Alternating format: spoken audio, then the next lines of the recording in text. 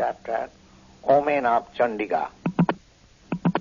After Vasudev had adjusted things as they were before he is carrying out Krishna, all the doors and gates became closed as it was formerly, and the gatekeepers also became awakened, and they heard the newly born child's crying.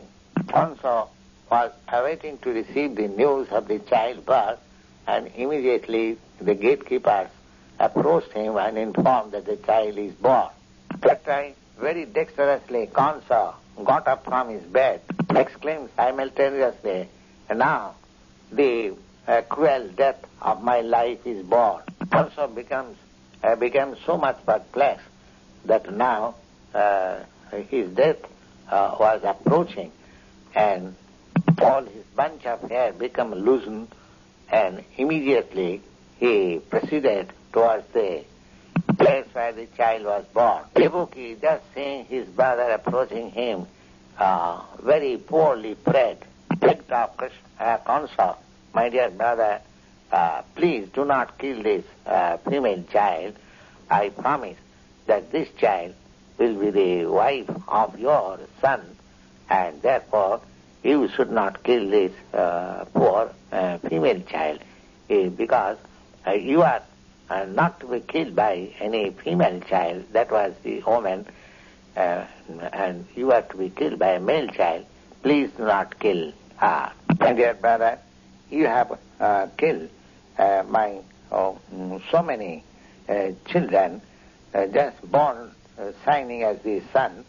That is not your fault. You have been advised by the chronic friends of yours to kill my children. Then now I beg that you may excuse this girl, and at least you can stop killing this girl and let her live as my daughter." Kamsa was so cruel that he did not dare to hear the pitiful prayers of his sister Devaki, and he forcibly took away the girl, rebuking his sister. The cruel brother thereafter began to crush the newly born child on the stone without taking any pity on his sister. It was the tangible example of a cruel man who could sacrifice all relationship for the sake of personal gratification. Immediately, the child slipped away from the hand of Kamsa and went up in the sky and appeared with 8 hands. As the younger sister of Vishnu was decorated with nice flower garlands and ornaments, dressed with nice dress, 8 hands. She had a bow and lancet, arrows, sword, conch shell, disc, club, and shield. By seeing the appearance of goddess Durga in such form, all the demigods from different planets like Siddha Loka, Charan Loka, Gandharva Loka, Apsara Loka, Kinnar Loka, Uraga Loka presented the goddess with various articles and began to offer their respective prayers. Goddess from up addressed Kamsa, "You rascal, how you could kill me? Child who would kill you is already born before me somewhere within this world. Don't become so cruel and envious to your poor sister." After this appearance of Durga, goddess became known in various names in various parts of the world. After hearing the words of the goddess, Kamsa also became very much overwhelmed with fear, and immediately, out of pity, released Vasudeva and Devaki from the bondage of shackles. very politely began to address them as follows. He addressed them and said, "My dear sister and brother-in-law, I have acted just like a demon to kill my own nephews. On this account, I have killed so many of your children, given up all consideration of our intimate relationship. I do not know what is the result of this enviousness on my part. Probably I shall be sent to such hell where the killers of the Brahmins are deported." One is surprised, however, that celestial foretelling also becomes untrue. One so thought that the eighth child of Devaki would be number 6, Krishna. Kamsa continued to say that even celestial denizens also speak lie. Not only lying propaganda is there in the human society, and because I believed on the words of the celestial denizens, I have committed so much sin by killing the children of my sister. My dear Vasudeva and Devaki, you are both very great souls. I have nothing to instruct you. Still, I may request you that don't be sorry for the death of your children, because every one of us are under the control of superior power, and as such, the superior power does not allow us to remain together. We are bound to be separated from our friends and relatives in due course of time. But we must know it as certain that even after the disappearance of different material bodies, the soul remains intact eternally. Just like there are many earthen pots made of earthy clay, and they are prepared and they are also broken. But in spite of such a manifestation of different earthen pots and breakage, the earth as it is remains perpetually. Similarly, the bodies of the soul under different conditions made and destroyed that may go on, still the soul, the spirit soul, remains eternally. So there is nothing to be lamented. Everyone should understand this distinction between the spirit soul and the material body. And so long one does not come to that understanding that this material body is different from the spirit soul, so long the spirit soul is sure to accept this process of transmigration from one body to another. My dear sister Devaki, you are so gentle. Kindly excuse me, don't be aggrieved for the death of your children done by me. Actually, it is not done by me, but they are all predestined activities, and one has to act according to that predestined plan, even unwillingly. As long as one does not understand this distinction of the soul and the body, thus misunderstands that with the end of the body one is ended, or one can kill any other living entity, all these misconceptions oblige one to accept the conditions of material existence. In other words, so long one is not firmly convinced about the eternity of the soul, one is subjected to the tribulation of being killed and killer. My dear sister Devaki and brother-in-law Vasudeva, both of you are very kind-hearted. kindly excuse my atrocities done upon you. I am very much poor-hearted and you are so great-hearted, so you take compassion upon me and excuse me. While speaking to his brother-in-law and sister, Kamsa accumulated tears in his eyes and fell down on the feet of both his sister and brother-in-law. Kamsa, however, believing on the version of Durga Devi, whom he wanted to kill, immediately released his brother-in-law and sister. He personally unlocked their iron shackles and very sympathetically showed friendship as family members. Next time, when Devaki saw her brother so repenting, she also became pacified and forgot all the atrocious activities of her brother on her children.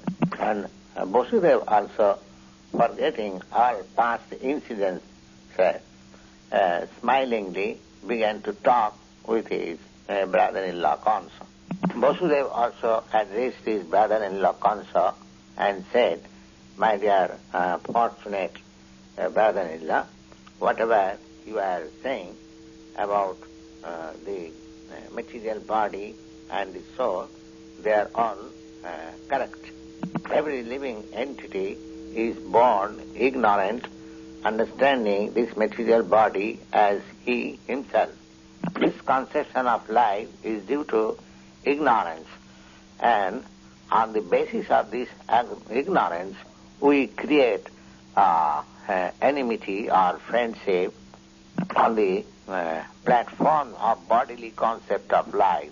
Lamentation, jubilation, fearfulness, envy, greediness, illusion, and madness are different features of our material concept of life, and a person influenced by these, we create enmities between ourselves on the material body only, and being engaged in such activities, we forget our eternal relationship with the Supreme Personality of Godhead." Vasudeva took the opportunity of Kamsa's delivering sermons and informed him that his atheistic activities are also due to such misconception of life, namely affecting this material body as self.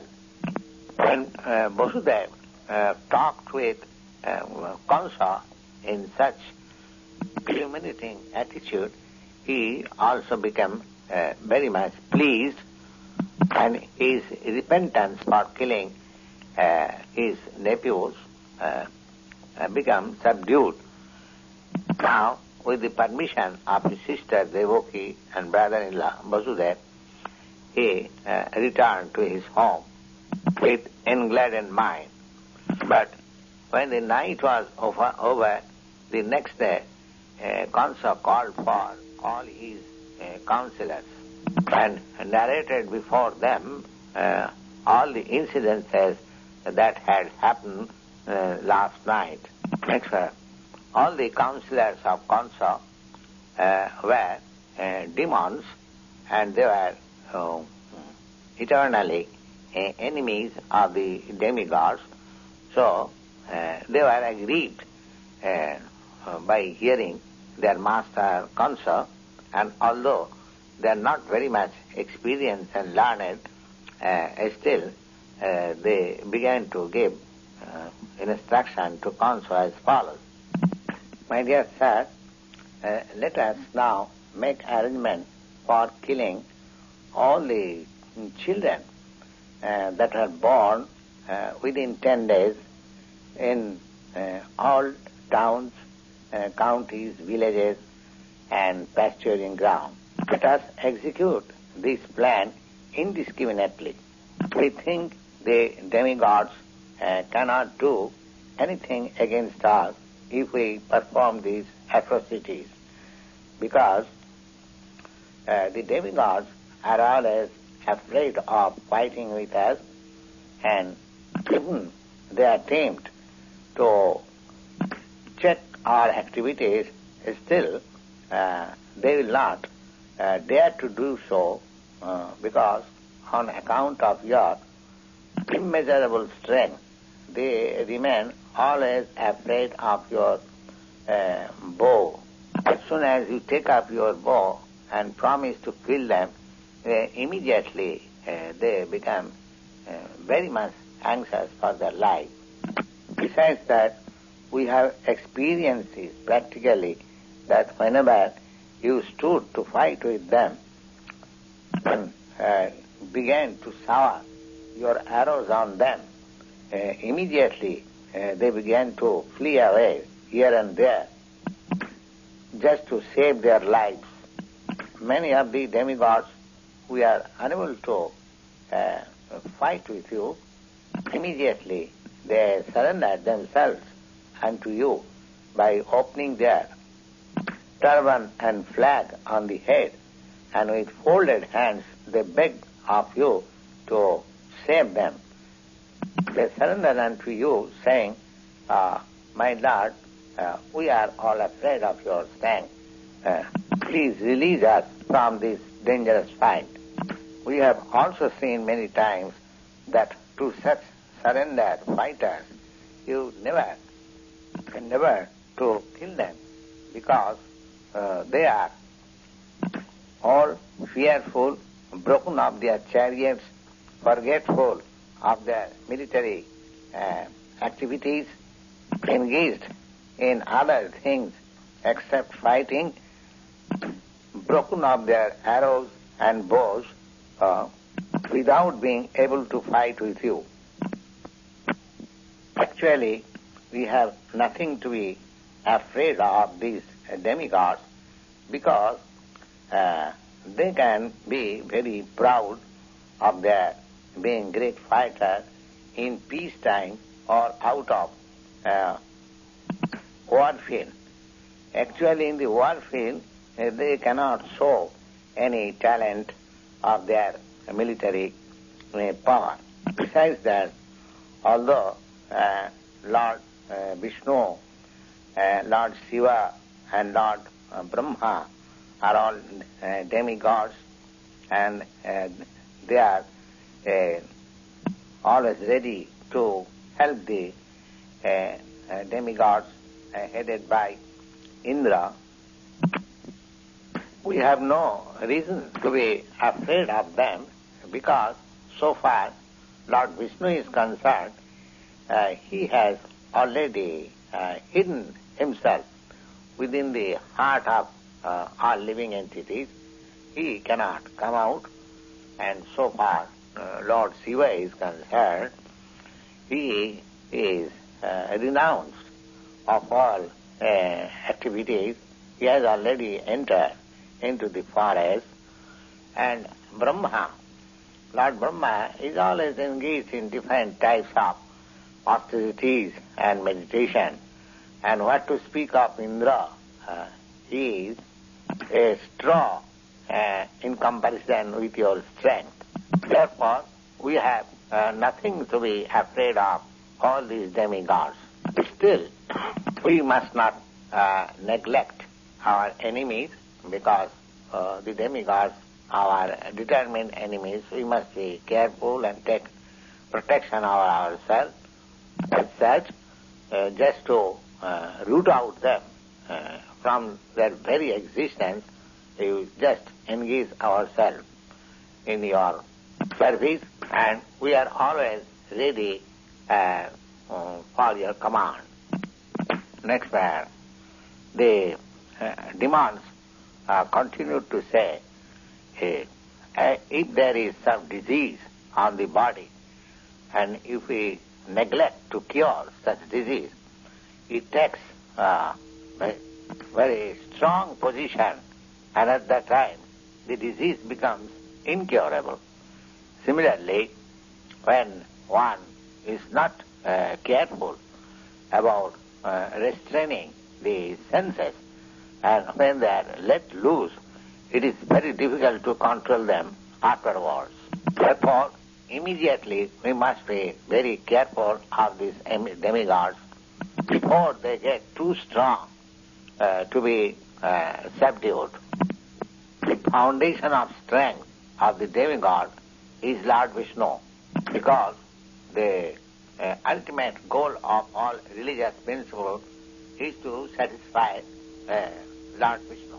And for the satisfaction of Lord Vishnu, the Vedic injunction, the Brahmins, the cow, austerity, and sacrifices performed in charities and distribution of wealth. So, immediately, let us begin the killing propaganda of all the Brahmins who are in charge of the Vedic knowledge and the great sages who are in charge of sacrificial, ritualistic performances. Let us kill all the cows who are the source of butter, so much necessary for performing sacrifices, and we wish that you give us your permission to kill all these creatures. Actually, the link of the transcendental body of Lord Vishnu are the Brahmins, the cows, the Vedic knowledge, austerity, truthfulness, controlling the senses, controlling the mind, faithfulness, charity, tolerance, and performance of sacrifices. That Lord Vishnu is situated in everyone's heart and is the leader of all demigods, including Lord Shiva and Lord Brahma. We think to kill Lord Vishnu is to persecute the great sages and Brahmins. Next paragraph. Thus being advised by the fiscal minister, Kamsa, who is from the very beginning rascal number one, decided to persecute the Brahmins and the Vaishnavas, being entrapped by the shackles of all-devouring eternal time. Thus he ordered all the demons to harass all kinds of saintly persons, thus enter his house. The adherents of Kamsa were all influenced by the modes of passion, as well as their illusion by the modes of ignorance. And their only business was to create enmity with saintly persons. Such activities, however, can only reduce the duration of life. The demons accelerated such process, just inviting their death as soon as possible.